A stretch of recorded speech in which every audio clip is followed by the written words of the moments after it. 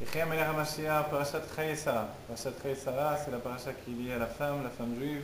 On s'étonne de voir que le titre Chayei Sarah, alors c'est le titre d'une paracha où on voit la mort de Sarah. De là, on comprend bien que Sarah est vivante pour l'éternité. Elle est vivante pour toujours. Vivante dans notre mémoire, dans notre cœur, dans notre vie de juif, mais vivante kepshuto, dans le sens simple des choses. Et ce qui est étrange, c'est que d'après le Zohar, Sarah représente le corps du juif, alors qu'Abraham représente l'âme du juif. Alors comment le corps est vivant pour l'éternité? Le Tzemach Tzedek nous dit que le corps a une vie autre que la vie de l'âme.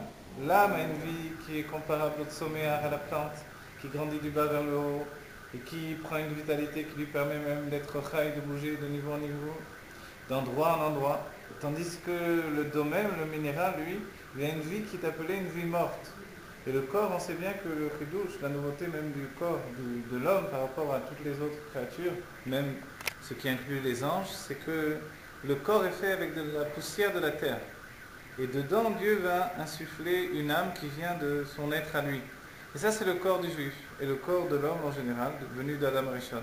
Mais le corps, il vient de la terre, donc il est du domaine du minéral. Et la vie du minéral, c'est une vie qui est morte. À l'œil nu, on voit que le minéral est immobile.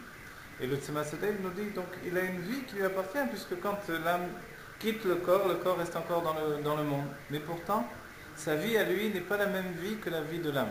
Donc ce n'est pas une vie qui progresse, qui grandit de niveau en niveau, c'est une vie immobile, inerte. Mais cette vie inerte, en fait, possède en elle une force incroyable, c'est la présence de l'essence de Dieu. L'essence de Dieu qui dans la Géoula va se dévoiler, le fait que le corps est supérieur à l'âme, alors c'est justement dans notre paracha que l'on l'approche, puisque Sarah, elle, sa vie c'est la vie du corps et non pas la vie de l'âme, et pourtant elle est immortelle. À un tel degré qu'Abraham va influencer de son propre chesed, de sa générosité, son argent. La générosité d'un homme, c'est de donner son argent. Et l'argent, en hébreu, kesef, c'est de l'étymologie de kisufim, ce sont les désirs. Abraham avait 400 mesures, 400 cycles, arba meot shekel kesef. Il va donner ces 400 cycles d'argent pour acheter une sépulture pour Sarah. Alors, on sait bien où, à la Machat Makpela, qui est l'entrée du Gan Eden. Donc, si on résume, Abraham va investir des mesures de plaisir, 400 mesures de plaisir, de désir, pour la vie du corps. La vie de Sarah qui représente le corps. Je veux dire, mais c'est une chose folle. Pourquoi l'âme, Abraham Avinu, va investir de l'argent pour le plaisir du corps? C'est une folie. Si bien qu'il fait quelque chose de très grave. Le texte nous dit, over la socher, quand il va donner l'argent, ça va partir maintenant à l'acheteur. Et l'acheteur, qu'est-ce que c'est? On nous dit dans le Zohar, ce sont les forces du mal. Abraham va prendre les plaisirs et le désir de Gdusha qu'il a de par son travail personnel. Il a maintenant, depuis qu'il a fait le bureau de l'Aïmouna, il a éclairci l'Aïmouna à la foi. Il a expliqué que Enon Milevado, il n'y a rien d'autre que Dieu. Et il n'est pas bon de servir des idoles, il faut avoir une foi entière en Dieu uniquement. Tout à coup, qu'est-ce qu'il fait? Après ce travail harassant d'une vie entière, il va prendre 400 mesures de désir qui étaient auparavant uniquement pour la Gdusha, pour la sainteté. Il va le mettre dans les forces du mal. Pourquoi? Pour que le corps puisse tirer du plaisir et du désir également dans la matière du monde. On va dire, mais c'est une folie, le Zohar s'écrit de dire, mais qu'est-ce qu'il a fait Abraham? Pourquoi il a fait une chose pareille? Dès ce moment-là, alors qu'auparavant il avait clarifié la foi pour le judaïsme qui va venir ensuite, alors on peut dire que lorsque quelqu'un s'attachait à Dieu, il n'avait pas en lui une dualité avec la matière du monde, la matière ne l'éloignait pas de Dieu parce qu'il n'avait pas d'attrait pour la matière. Dès qu'Abraham va donner cet argent pour acheter le repos et le plaisir de Sarah, qu'est-ce qui va se passer? Il va se passer que nous avons dès lors un désir et un plaisir de la matière du monde. Le corps de Sarah va jouir de cet argent et va pouvoir reposer dans les délices, même au niveau du corps, comme l'âme repose dans les délices dans le Gan Eden. Et le fait est que se trouve dans la Martha Merpela, à proximité de Adam et Chava, elle est à la porte du Gan Eden. Mais voilà, on le paye très cher. On le paye très cher puisque on verra qu'à une époque, l'époque de Yaakov Avinu, Arba Meot Ishimo, 400 hommes vont venir avec Esav pour venir tuer Yaakov. Pourquoi? Parce que Yaakov, qui se trouve chez Lavan Arami, Lavan ça représente le Loven Aelion, en d'autres termes le Keter, en d'autres termes le désir et le plaisir dans le divin. Yaakov se trouve avec Lavan chez Lavan, et pourtant il dit Im Lavan Garti, j'ai résidé avec Lavan. Et Garti, alors c'est l'étymologie de Tariag. Tariag, c'est les 613 mitzvot. Il est en train de dire, malgré que j'ai résidé chez un homme de plaisir, qui était occupé uniquement au plaisir, au désir. Malgré ce, j'ai fait les mitzvot. Et voilà qu'en fait on a compris que depuis Abraham, on avait également du plaisir pour la matière du monde, pour les plaisirs du monde. Voilà qu'arrive Jacob, qu'est-ce qu'il fait? Il travaille la chose à un tel degré que dans un endroit de plaisir, il va tout transformer et tout à coup, voilà que le désir va revenir vers la Kedusha. Et c'est le début pour nous d'un nouveau monde. C'est pour ça que Jacob prépare le monde à Matan Torah, au don de la Torah, parce qu'il prépare déjà le monde à être un réceptacle pour pouvoir servir Dieu malgré le fait que le monde est un monde de désir et que la matière est une matière qui nous donne du plaisir et qui peut nous détourner des plaisirs divins. Alors il dit, moi je suis resté, j'ai résidé avec Lavan, le maître de tous les plaisirs, et malgré ce, voilà, j'ai fait Torah et Mitzvot.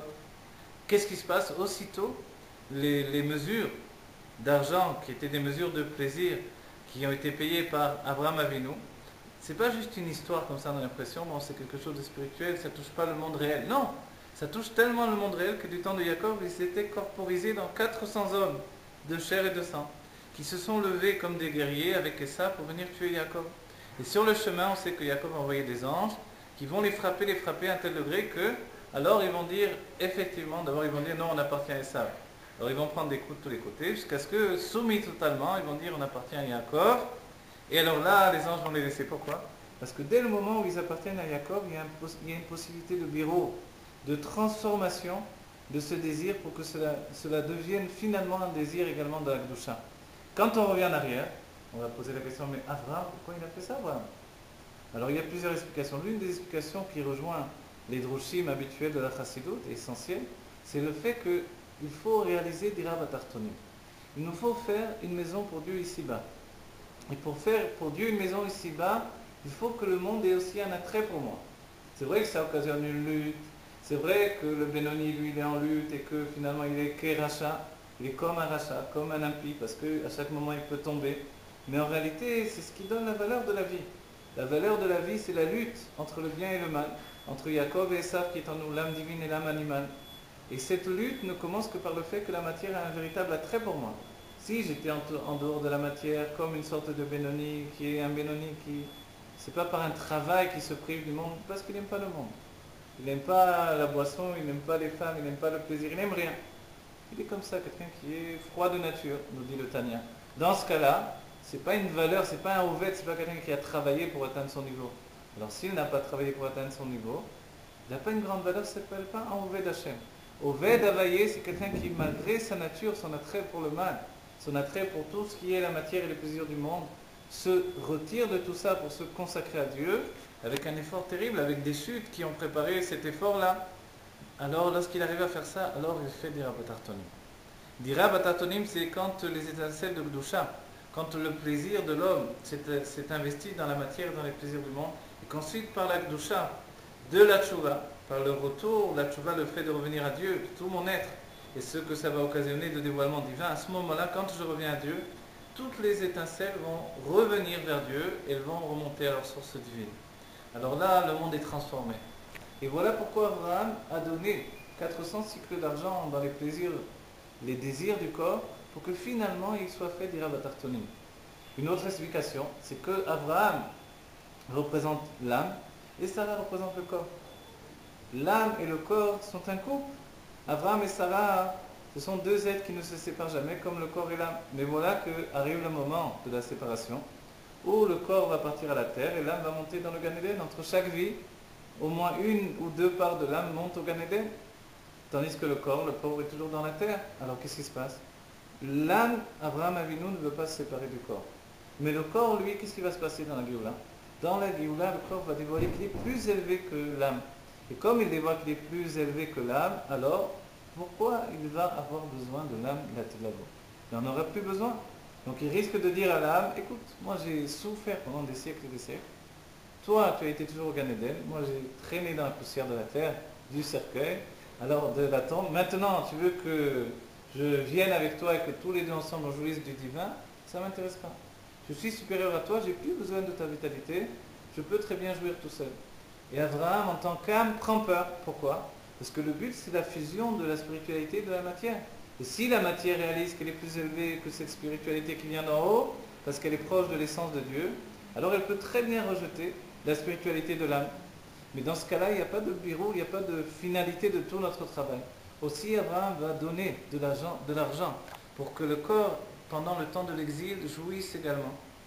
Parce que l'on jouit également de tout, de rien, d'une musique, d'un morceau de pain, de ce qui fait jouir un homme dans ce monde. Et de ce fait-là, le corps de Sarah va être redevable quand même à l'âme. Et alors, puisque l'âme a investi 400 cycles d'argent dans le corps, alors le corps va dire, bon d'accord, on reste un couple, on ne se sépare jamais, comme Shnerim de l'âme et comme Abba Veima, comme Chorma et Bina, la sagesse et la réflexion dans les mondes divins qui ne se séparent jamais. Comme ça, on doit rester, le corps et l'âme vont fusionner dans la Géoula, même si le corps sera supérieur, et que chacun, et l'âme en premier lieu, saura la supériorité du corps, alors ils vont rester tout de même ensemble, parce que de cette façon-là, ils auront fait Dira Batartonim, ils auront fait une maison pour Dieu dans ce monde. Pour terminer, on va dire quelque chose d'important que l'on rapporte par rapport à la paracha. Les sages nous disent Ezeu Ishak Shera, Ishak et Sarah, Osak Ratson Baala. Quelle est la femme, on va dire, vertueuse? La femme comme Sarah qui fait la volonté de son mari. Alors il est dit, ça veut dire quoi Ishak et Sarah? Et Osak Ratson Baala. Qu'est-ce que c'est une femme vertueuse qui fait une femme comme Sarah, puisque c'est les mêmes lettres, Shera et Sarah, comme Sarah? Alors c'est quoi cette femme vertueuse qui fait la volonté de son mari? Les sages nous disent simplement, son mari désire qu'elle lui fasse quelque chose comme une nourriture particulière. Il veut manger ce Shabbat un couscous boulette, elle lui fait couscous boulette. Voilà. Alors, mais c'est ça toute la grandeur d'une femme? Oui, les sages disent dans un premier temps, c'est le premier pirouche. Ensuite, il y a une autre explication, Osag Ratson Baala. Elle fait une volonté à son mari, l'Admor HaZaken nous donne cette autre explication. Lorsqu'il n'a pas de volonté, c'est-à-dire qu'il ne sait pas quoi faire de sa vie. C'est pas vraiment, il n'a pas très envie d'aller prier en minyan, il n'a pas très envie d'étudier la Torah, il n'a pas très envie d'aller à l'Idvadot, il n'a pas très envie de tas de choses. La femme comme Sarah, elle lui dit, il faut aller. Il faut aller en minyan, prier tous les jours en minyan, c'est fatigant, il faut sortir de la maison, il faut aller très loin pour trouver le minyan, mais il va y aller quand même. Il faut étudier la Torah, il faut aller à l'Idvadot. Elle va le pousser à faire tout ça. Et ça, c'est une femme, Aosat Ratson Baala. Elle fait la volonté de son mari. Maintenant, l'Admor HaZaken donne un autre pirouge, plus profond encore, sur le fait. Ishak et Sarah, on parle de Sarah et Manou, et le mari de Sarah et Manou, c'est pas Pierrot qui connaît rien à la vie, à la Torah et qui n'a pas envie de servir Dieu. Abraham Avinu, c'est une merkava pour Dieu. Il veut faire la volonté de Dieu toujours. Alors, comment elle peut lui faire un nouveau Ratson? On a vu que Dieu a dit Kol ma shetomar lecha Sarah shma bekola. Tout ce que te dit Sarah, écoute sa voix. C'est quoi? Même de prendre Agar, son autre femme, que Sarah, entre parenthèses, l'a obligé à prendre comme femme, et l'enfant qu'il a eu de cette femme, de les prendre et de les jeter de la maison. Cette femme vertueuse, elle va faire une nouvelle volonté à Abraham, qui est une merkava pour Dieu. Mais c'est une merkava du chesed, de la générosité. Tout à coup, elle va être capable de lui donner de travailler également dans la ligne de rigueur, qui n'est pas sa ligne à lui naturelle. Et ça va être une autre forme de volonté que la femme vertueuse va faire à son mari, une volonté qui n'est pas une volonté qui jaillit de sa nature à lui. Maintenant, il faut quand même préciser, quand il est dit Kol ma shetomar lecha Sarah shma bekola, tout ce que te dira Sarah, écoute sa voix, il faut préciser que ce n'est pas juste tout ce que la femme va dire, le mari doit faire, mais quand ça vient vraiment d'une voix profonde qui est en elle.